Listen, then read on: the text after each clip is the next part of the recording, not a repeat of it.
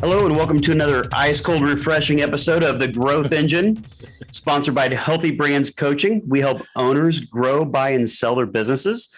I am here with my always sexy fractional CMO, Trice Alford, and I'm your other host, Ryan Parshall.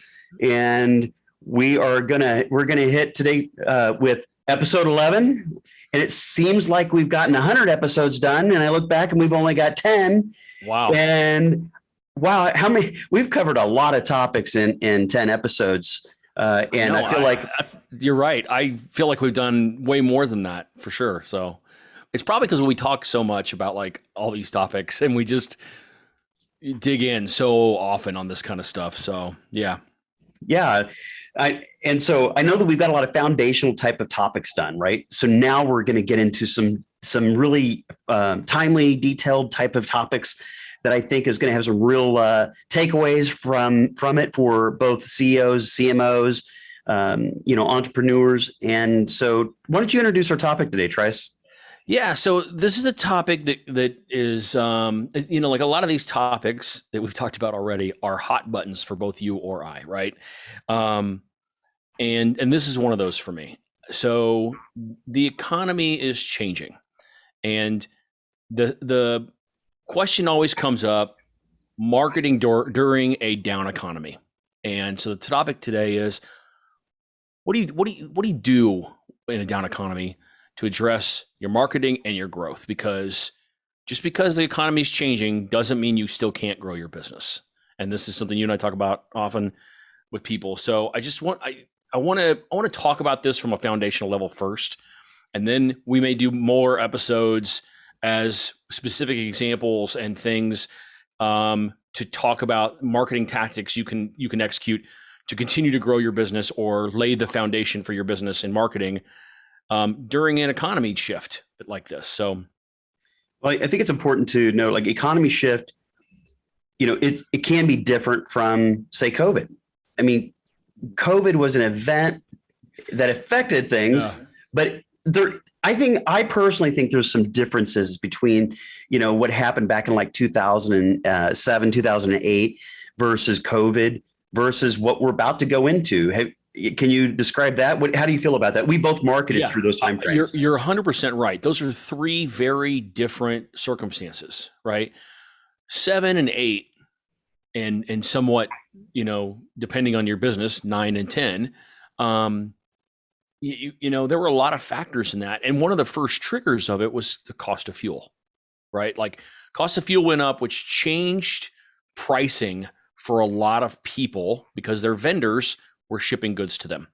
So, and then the housing market and all of the problems that they had caused themselves, which hurt everyone. And those were two huge factors, which ended up, having a pretty great scale on the economy. COVID is such a freakish anomaly of like stuff happening, labor basically falling out of the sky, like no one was working. And the types of goods and services people needed shifted massively. Like, so you couldn't, in a lot of ways, you couldn't predict that kind of stuff. And the people who shifted well were in some cases few and far between, and now you have this economy now where, again, fuel prices are going to be a huge factor. The supply chain coming out of COVID is a huge factor. And inflation is a huge factor, and we all see it coming, but it's hard to understand all the things that are happening at once and what all of those shifts are doing long term. So I think more than anything else is that when you see big companies, it's been happening now. I've been seeing a lot of this on LinkedIn, and now Tesla's made, sort of their own announcement of this. Is a lot of people are just coming in and saying 10% employee reduction. That's their cost savings measure, is reduce workforce, get efficient, all those kinds of things.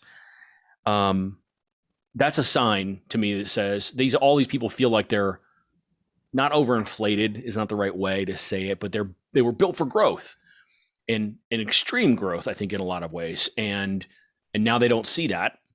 And they know that they have got to adjust to fit that. And it sucks. But I think that's, to me, that's the biggest indicators. These companies that say 10%, boom, boom, boom, boom, boom. And so now you start seeing the mechanisms roll that show the economy shifting, not just the stock market. So Yeah. sorry, I'm going all over the place. So I want to talk about something that happened recently, right? So the thing I saw with marketing agencies, digital agencies, and marketing departments and budgets and things like that, it was the weirdest thing I've ever seen in my career.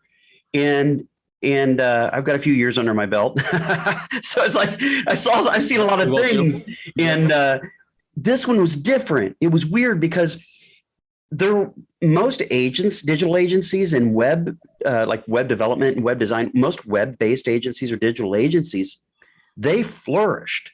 I kept on expecting these business owners to tell me, hey, things are really down. It really depended on who their clientele was, what industries, but also like what they delivered, Sure. and so there were some feel good branding design agencies that really took a downturn. There was a lot of sales and a lot of business happening on the website. E-commerce went nuts.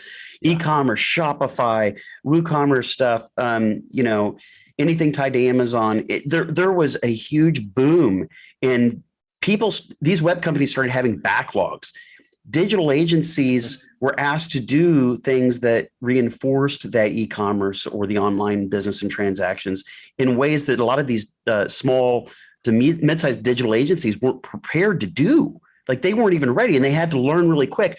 So I do think a lot of agencies and marketing departments just started shifting their talent, their labor, and their skills over to flex a little bit more to what the demand was for their services versus your typical, feel good branding lead, typical lead gen. It was some of that stuff went aside. Have you seen this? Do you agree with that? What did you see? Yeah. So in kind of getting my head around, let me say two things. One, so the thing that triggered this for me is I have since really about 2008 and living in a marketing department, living through that recession. Mm-hmm. I worked for a big digital agency at that time. And so sort of lived that shift, not just as an agency that saw growth, frankly, worked with some of the biggest brands in the world and saw growth, and those brands saw growth. So it's not that it couldn't happen. It's just, to your point, which segments and, how do you work through that process? And then also as an agency, like as a marketing team, what do you provide? The shift to digital was massive during that time period because people wanted they didn't believe in traditional media per se the same way anymore. They wanted to make a shift into something that was more economic, and digital can be much more economic than traditional media and things like that. So that's the first thing. I've got a hot button for this because I lived through it. And a couple weeks ago, maybe a week and a half, a venture capital firm put out a list of recommendations for businesses and entrepreneurs that are trying to grow. And the second one was cut your marketing budget. And I just lost my shit, basically. I flipped my lid because I was just like, I've lived it. I've seen the stats. So like I can show examples of people that didn't do that and why that was successful for them. And so in this, which is my second point, in preparation for this topic today, I went and looked for those kinds of people because I wanted to see the case studies, the real data that says what happened to these people, and not just during 2008, recessions in general, right? So I'll give you an example. A long time ago, I heard this story of Pepsi and Coke, and this is like the 1930s type recession, right? So it's an old example, but Pepsi was actually the lead market share, and they spent $1 million on advertising at the time, which was a lot of money. And they got a new CEO. New CEO makes the decision they're going to cut their advertising budget, and for 1 year. And that 1 year, they were pretty even with Coke at the time, And in that 1 year time period gave Coke that incremental jump. So people know this now. Coke's got the market share, has had the market share literally since this one time period. And their data going all the way back almost 100 years now literally shows it. Their market share is almost exactly the same in that whole time period. And the only difference is that 1 year shift where Pepsi decided they weren't going to invest in their advertising the way they did in the past. Kellogg's had this exact same problem, same time period. Kellogg's decided that this is when Rice Krispies came out. So they were going to go into traditional radio during this recession to launch Rice Krispies. And during the recession, they had like a 30% increase in revenue because the gimmickness of Rice Krispies hit well for people. The radio was a dominant entertainment platform at the time, and it was good timing for them. I'll get into this later, but one of the things about recessions is media becomes much less expensive because nobody's buying it, and they're willing to give away for nothing. So there's a whole bunch of examples of this. In the 70s, with the fuel crisis, Toyota did this exact same thing, and they were one of the most fuel efficient vehicles. The Toyota Corolla is one of the most fuel efficient vehicles of all time, one of the most popular vehicles of all time. They launched it in the 70s during a fuel crisis, and one of their marketing messages was about, the cost of gas at the time, much similar to how we're doing it right now. This has happened over and over. Now, these are really specific examples, and I can go on and on. I got a ton of these. These are really specific examples in very, very specific time periods. And so they feel a little like almost out of context, right? Because it's what I like to call a survey of one. It's one example during one time period. It can't possibly be true that all these people, had success during a down economy. But the truth of the matter is the factors are there for people. And the combination of things is, one, you don't give up on your marketing during a recession, and two, your competitor does. And right there, it's a recipe for disaster for your competitor because you have a prime opportunity to chew up market share for in whatever category you're in. I don't care if it's, home services, contractors, heating and cooling, or B2B SaaS businesses on the other side that, either way, if your competition bails during a down economy to save money, you shouldn't. And I'm not telling you to double down, but there's a huge opportunity for you to maximize your dollar of investment and really, really crush it coming out of the economy or out of the recession. So I've said a ton of that stuff there. I'm sure you can jump in. But. So as always, you're looking at it from a marketing perspective, right? Yeah. And I have had a fair share of looking at it from a marketing perspective, been a business owner, and I know what risk looks like, small and mid-sized businesses. And if I look at that through a CEO's eyes, like I have a different vision, a little bit different from what that looks like from your side of that. And so I would tell you, for every story I've heard about somebody like not cutting their marketing and winning, I've seen what somebody will label as a hero, because this business owner quickly made all the cuts that was necessary, including marketing, and they weathered the storm, and their company is now surviving, and everybody knows that's the company's name. Okay. So I want to maybe separate this a little bit to give a little bit of context. Yeah, I could give kudos for the intelligence of that. Like I could say, yeah, great job. You made the cuts timely. You didn't wait too long, because a lot of people wait too long to make cuts. That's usually the biggest problem. Yeah. And so, but cutting cost is a conservative view. It's the most conservative view you can have. And I work with a lot of accountants, and I love accountants. They're the rational voice in our businesses and the saviors, and sometimes in some situations, but they're always going to look at cutting costs because that's something they can control, or something they feel like they can do easier and quicker than it is the other thing, which is get more sales. Yeah. And you got to look at the difference between the mindset and the brains of a salesperson or marketing person versus that of an accountant and sometimes a CEO. And I talk about the CEO types. Some are more like accountants, some are more like salespeople, and some are more like marketing people, et cetera. Some are more operations, and each one can be different. So I don't blame them. They're armed with certain skills. And so when they look at risk, where is safety for them? And where do they go to? And boy, for a CMO or for somebody's marketing, like they've got to really rally for their dollars at this time, because they have to say, hey, maybe give some examples, right? And say, hey, here's pluses and minuses. But I'll let you answer that. But I've got a story that hits right in this time frame that we're talking about in the early 2000s. Yeah. So I'm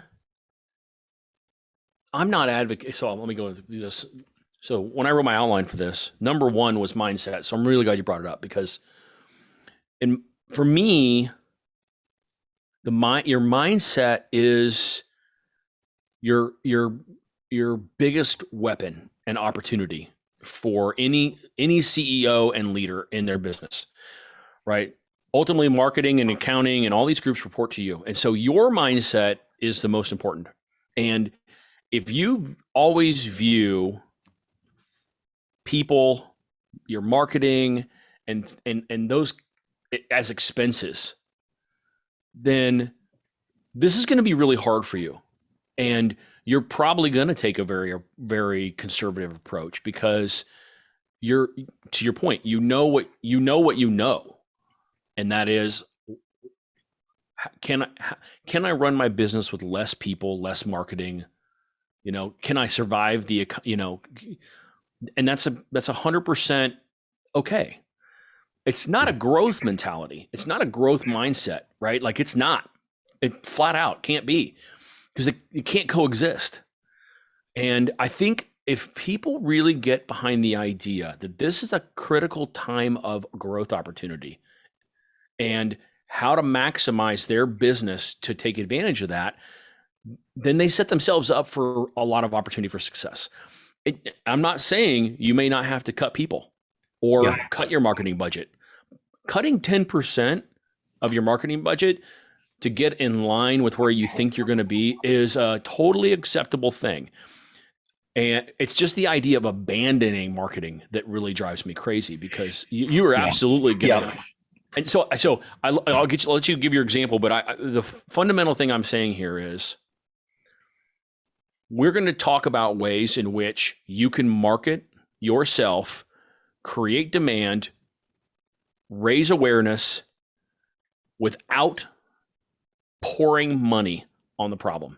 Okay. That's what this is going to be about. That's exactly what I was going to say. And I'm glad you said it. So we're going to be on the same page with that piece of this. Yeah. So the truth of the matter is you have to keep investing money, but that money might be people and not, $1 million advertising budget or something like that. Right. Right. That's okay. Right. So what are we going to do to get the most out of people, and what kinds of things can we do as marketers to help grow a business without, opening up the coffers and pouring money on this problem, right? So that's what this is going to be about. So go back to risk. This is risk. Bottom line, that's the 4-letter word that we're going to talk here about. It's all related to risk for that CEO, for the business owner, right? It's scary. It's frightening. It's scary. It can keep them up at night for a long time, for long periods, because they have responsibility to keep all these people working and to keep this business going. And the weight of that is enormous. Yeah. And so, they're feeding. If you're the business owner, CEO, whatever, you're feeding families, right? Like this. Yeah. No other way to look at it. Yeah. It's no longer your family. It's their family. Not just you. It's everybody's. Yeah. Yeah. Yeah. Yeah. And so you make the hard choice to cut people. It's a painful thing. I've lived it. I've been in it, I've been laid off. It sucks. Yeah. And the weight of that from a leader's perspective is incredible, but sometimes that hard choice is the difference between I get to feed these other 90%. And so let's going to the risk side of it. Here's where I've had success. And it's in not sticking to the marketing plan we had before we really felt this downturn. Number one, marketers and business owners, don't do that, is my advice. That's wrong. That's not what we're talking about. We're not talking about sticking to your guns and spending the same amount of money. And that's why I'm glad you brought that up, Trice, because it might be a budget cut, but it's not a strategy cut. It's not a cut to the effectiveness of your marketing activities and the spend. Mm-hmm. And so it just means that you need to rewrite your strategy or alter your strategy. And so in downtimes, what I've seen is definite cuts in spend, cutting back. Usually it's not in the software side of things. It's usually in like media spend, or it's in media spend. Yeah. It's ad spend, like pure ad dollars. If you're doing it with, like AdWords, or if you're doing like, social ads. I mean, it could be bulk dollars you're pulling back really quick. You're cutting them in half sometimes. Yeah. But when you're looking at the measurements of how many leads you're getting with those dollars, there are other ways to get it that don't cost money. It's just that you have to ask your people, your service people, your customer support, really everybody in the company to pull together and do their part. And I recommend this here. You're going to come up with some type of plan, alternate plan. Meet with your sales manager, your marketing manager, and your leaders, and you're going to come up with a quick bullet point list of these are the things we've got to do. And here's the things we need to ask our people to do. It could be as simple as leaving flyers to cross-sell things. It could be as simple as asking them for referral of their neighbor. Like we've asked this before, but we are now actually measuring it, monitoring it, and we are going to be serious. Call an orientation, call a team meeting, bring them in.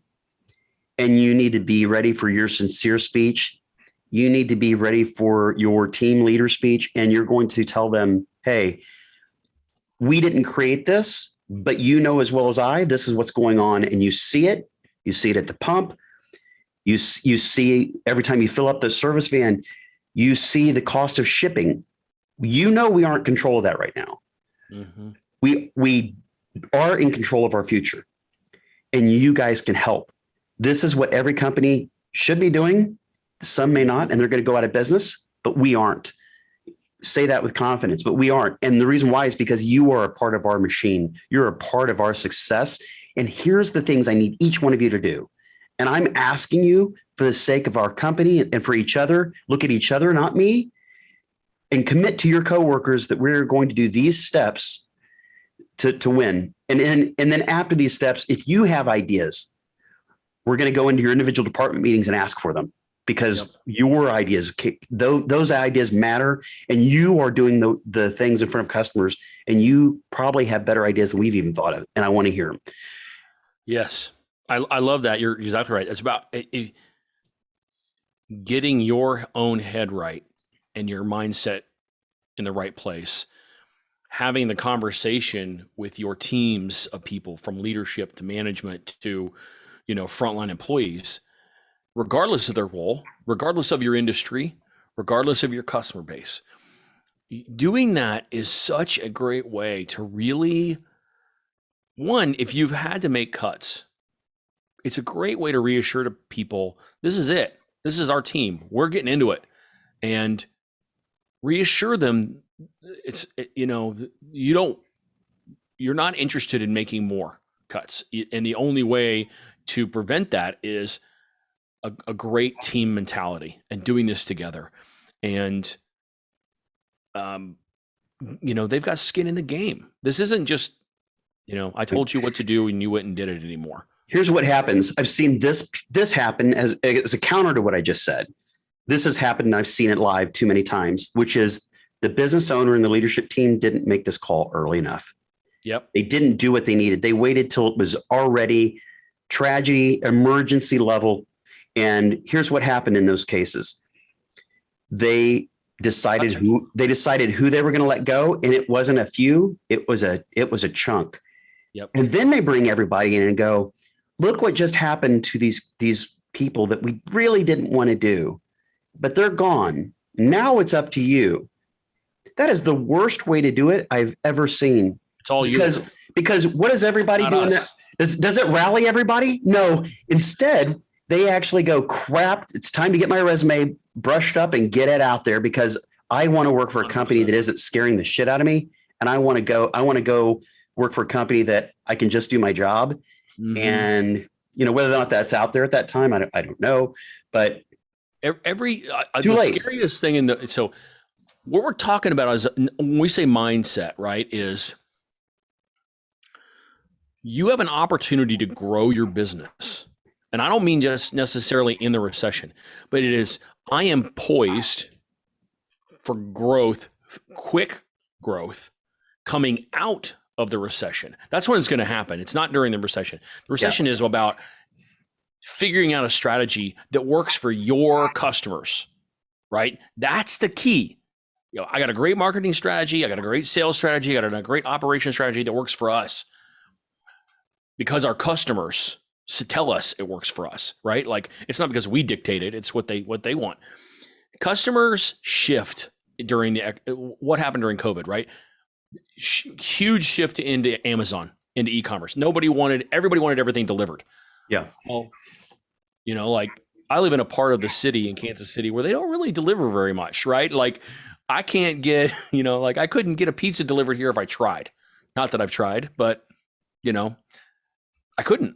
And so, but that changed during DoorDash, and people that were delivery services in volume will go anywhere. And it's not like the old days, right? And so what my point here is the growth comes after that recession, and it comes incredibly fast. You're poised to take care to gain that market share on your competitors because you're super efficient. You've got a great strategy. It's well thought out. It's well executed. And all of a sudden, boom. And those 2 or 3 years coming out of the gate give you an opportunity that you've never had before. But that mindset is so important to that. But just to your point, if you make this about your employees doing their part to make this happen, instead of it being about all of us in this together, what happens is also during that time when you're trying to hit this incredible growth, anyone who hasn't been laid off and is, the people who have been laid off are obviously they're looking for jobs, but anybody that hasn't, as soon as the economy turns, they leave, and you're screwed because all of that knowledge just walks out the door. Yeah. Because if you don't care about them, they don't care about you, and they don't care about your customers. And every recession, what do you see 2 and 3 years after the recession is a huge shift. And because, I've been at the same company for 3 years. I haven't gotten any kind of a raise for cost of living or otherwise because of the economy. And now the economy's turned around. We're having the greatest year ever. And I got 5%. Mm-hmm. And you're like, I'm pissed because they're not catching up. Right. Mm-hmm. And they're not going to. No, CEOs aren't giving away money. And so what happens? They're like, hey, now I'm going to go work for somebody else. And they're going to give me, a 10% bump or 20 or 30 or whatever. And they all leave. And so what happens is, just like we're seeing right now with this huge change in workforce, right? It's a huge workforce shift. And if you want to come out of the gate strong after a recession, take care of those people, make it a part of your team, and don't have this conversation once, have this conversation all the time about it's us and our mindset. And we're in this to grow, and we're getting ourselves aligned so that when the economy opens up, we're going to take advantage of it. We're going to really, beat the competition because we know our customers better than anybody else, and we're poised to do it. Okay. So I'm going to put some context behind this. Good. Because it'd be easy to sit here and listen to you or me talk about that this is what you should do. Yeah. We both have made a lot of money as marketers. So follow the money. That's why they say through this recessions multiple times. So they'll say, well, follow the money. That's how they get paid. That's why they're saying what they're saying. Right. Yeah, absolutely. I want to change this here for a second. Okay. I'm going to tell what happened. Okay. So, just the early 2000s had a lot of these speed bumps. So and then some really big bumps, right? So in 2000, there was the whole 2000 scare, right? Like everything was going to fail as your software rolled over in 2000 and it wasn't going to be able to handle it. And everything was going to break down and the internet was going to break and the world was going to fall apart. Yeah. Okay. That was a joke. It was a lot of fun watching it when none of that happened. and then 2002, 9/11, and then 2005 ish housing market. And there was a lot of things in there that I'm not even bringing up. You brought up stock markets and those things. And I did well before all this in stock market. And then it got a little sketchy and then it really tanked. And so this time frame was really rough, but we were about 6 months past, 9/11. And I remember the heating and cooling company I was working for here in Kansas City. I went into just a meeting one-on-one with the CEO. And it was simple, option A and option B. Option A was, are we going to cut back? We had all these big plans. We had all these growth plans and growth goals. We see the slowdown. We're in calls and revenue on our books. We see it. What are we going to do? Because we were guys who would take action sooner than later. We weren't guys to wait around until things fail. We were proactive. And the other option was to continue marketing and figure out if that's the route we want to do it. How do we do it? Are we cutting back? Are we, what is it? A change of plan and strategy? We decided on option B. We grew a set. We said, we're going to do it. We're going to double down. It's double down time. We all got, testosterone. It's time to go. And we were like, let's rally. Let's do it. And nobody's going to, make us fail. And we were both real aggressive guys when it came to marketing and sales. And so our plan changed, though. We took all the things we were doing, and I want people to hear this because it's extremely relevant right now with all the digital platforms you might be spending money on right now. We consolidated money. Our plan was we scrapped a lot of things that we had in play, and we consolidated dollars. We spent roughly half of the money we'd planned to spend, and we took all the dollars and put them into a media that we knew was going to work for us. And here's why. So we used radio back then. Radio was very, very good for us. We used radio in that situation. Today, you could actually pick a digital channel and do this with YouTube, whatever else you wanted to do. But we put a lot of funding into one area with a real strong strategy. And the reason why we did it was we looked at competitors who were dropping off of radio. We had 10 to 12 at any given time in Kansas City that were gunning on ads. And they were dropping off like flies. And we heard no competitors on the radio for a couple of weeks. And that told us we're going to go. And we decided where we had in the past with radio owned like drive times, we decided we were going to own 3 stations. And we owned 3 stations in drive time and prime shows. And in this time when everybody else laid off the brakes, we spent less.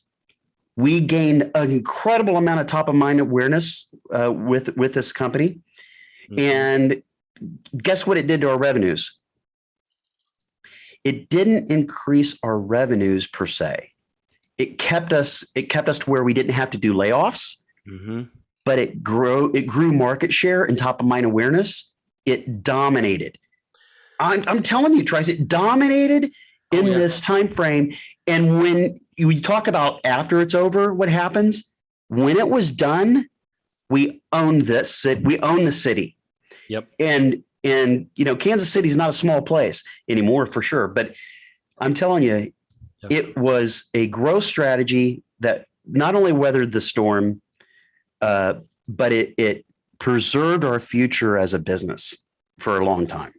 I think there's a couple key things in here, and I want to talk about buyers because you're alluding to something that I really had a note to make a point of. But I similar example, 2008 time period, made a big shift with a client that, let's just say, Fortune 100 type client, millions of dollars in media, huge. And same exact kind of analogy. It's 2008 time period, lots of broadcast media like radio and television. And the decision to make a choice like that, to consolidate and to completely eliminate a whole category of media that they were using and shift into digital and exclusively into paid, not exclusively, but significantly into paid search.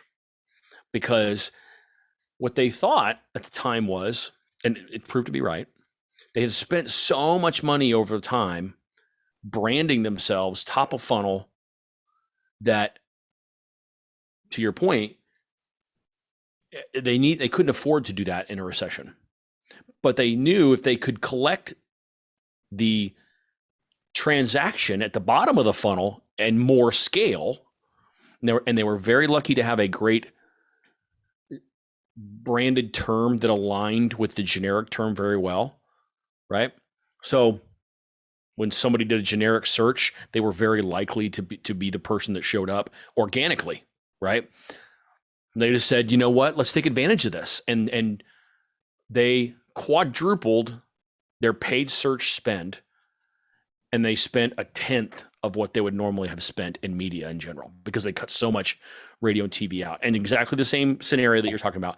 Yes. They were able to hold revenue because there was less transaction happening in general, less buyers buying, but they're the ones converting, and therefore holding revenue, growing market share, and then coming out of the economy, being poised to have huge gains in revenue because the volume of buyers was coming back. So that when you think about your recession and you get your mind straight and you're like, I've got the right mindset to do this. I can make smart cuts. I can be very tactical. I can have smart strategies. I can have smart execution. I can really get in line. It's think about what your buyers are doing. Talk to customers. Understand what their problems are. Understand how you fit into their solutions. But also remember, their priority for making a buying decision is just as hard as yours is. They're less likely to buy because they're having a recession problem too.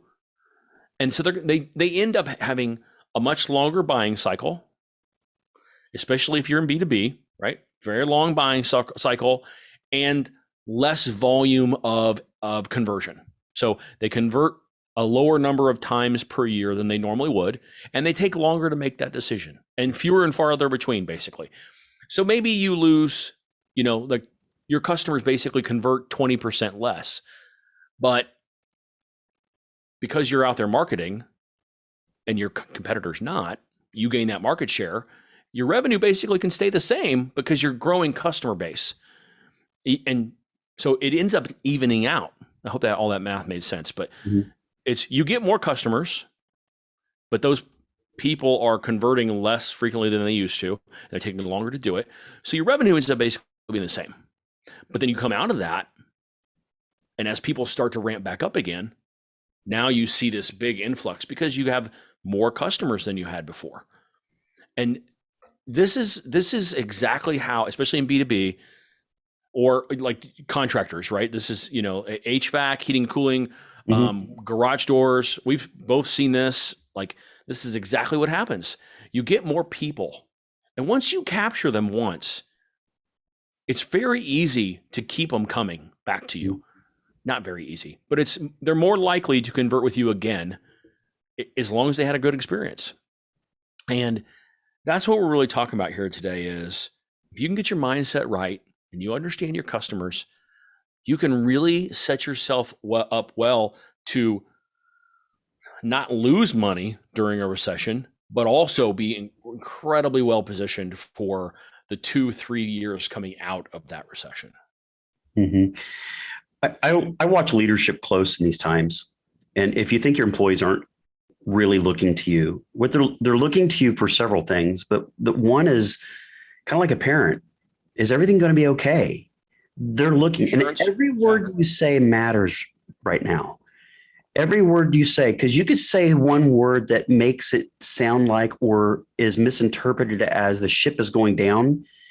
And that spreads, you know, John talked directly with the CEO. He said it looked doom and gloom. I'm looking for another job, man. And then boom, that one thing is spread like wildfire, and all of a sudden your labor is gone. And you know how hard it is to get labor right now, right? And so, and so leadership, there's two different kinds I've seen in this. And the one is, hey guys, things aren't going well in the economy. I'm concerned. We're going to do layoffs. I need everybody cut back. I need this and this to happen. And they have worry in their face. They sigh like I just did. And I mean, they look depressed and they're coming in with no energy. And I mean, you got to fight through it. Even if you suffer from anxiety, depression, anything in your business owner, you've got to fight through this, put on that face and act, because you have to do a leadership job. I'm not saying be fake. I'm just saying you got to live up to the challenge that you accepted when you decided to be an owner or leader in this business. And you have their best interest in mind when you come in and you tell them things are tough and we got a plan. And here's what I need you to do. Instead of sitting around worrying about it, give them an action. Here's what I need you to do to this. And there are plenty of buyers still out there. There's fewer of them, but we're going to get the ones that are there while the other guys are sitting around depressed about it. Yep. And that's how we're going to survive. Are you with me? Let's go get those guys. Let's go get them. They're there and we can find them and we know how to get them. So we're going to do it together, and let's go team. That's what I love, that coaching thing, that, and all the sports things that it's teams that I've been on. It teaches that we're not going to lose the game. We're going to win the game. And it is a game. It is a game, folks. You are being tested. You're against a heavy competition in this one. And you've got to rise to the occasion and have a great playbook. Yeah. Yeah. I agree with that. And that's a good way to wrap this up, because we've talked a little bit here about mindset, about things you can do to set your business up, as far as, just because we're saying, get a mindset to growth, and that marketing is really important. It doesn't mean we're saying you're not going to have to cut. Most of you will have to cut, frankly. That's okay, as long as you have great strategies and you focus on the things that you really feel like can grow your business, and you shift that investment to the right places. You make good choices, and having great leadership skills and being a real coach to your own people. And that's why mindset is so important, because it is infectious. And if you're excited about where the opportunities are going to come from and what your future holds, even though the economy's in a bad place, then people are not going to worry as much, and they're going to respect that. And even if you have to make tough choices, they're going to like, okay, well, they'll respect that. Talk about a lot of those things, a lot of examples. If you're a CEO and you want to learn about how people, or what people have done and what the outcome was, Google it. Case studies, 2008 recession. There's tons of it out there. I mean, that's the search I've got open right now. I have tons of stuff. Harvard Business Journal has done a great job of documenting a lot of these stories. Ask people, and if your business wasn't around in 2008, go to your chamber events and talk to people about what they did and what they saw. People like Ryan and I who've lived through it. There's a lot of people out here who can tell you what they did and what worked and what didn't work. And there's a lot of research on the internet that'll help you do the same thing. And frankly, you'll be really likely to find some stuff that's in your industry doing it that way. I would do the work, understand the problem. That's what you really need to do here to get confident about being able to make it, because there are a lot of solutions out there. So in the future, what I'm going to try to do here for this show and for us is I'm going to outline a handful of marketing things that I would do to start this process that helps you shift. And they're going to be focused on the not low cost things you can do per se, but the best uses of your time and money, ideally time, right? To really grow your awareness in your market. And so I'm going to really focus there, but I'm going to bring a handful of things. We'll do we'll either try to, depending on how big they are, one an episode, or we'll give them all in one episode and just try to really give people a good sense for it in, one episode that they can get into. But ask questions too. I mean, we're happy to talk about this topic. I'm sure this topic's not going away for us. Yeah, I want to leave this with all the listeners or people who watch the show is you're about to be tested.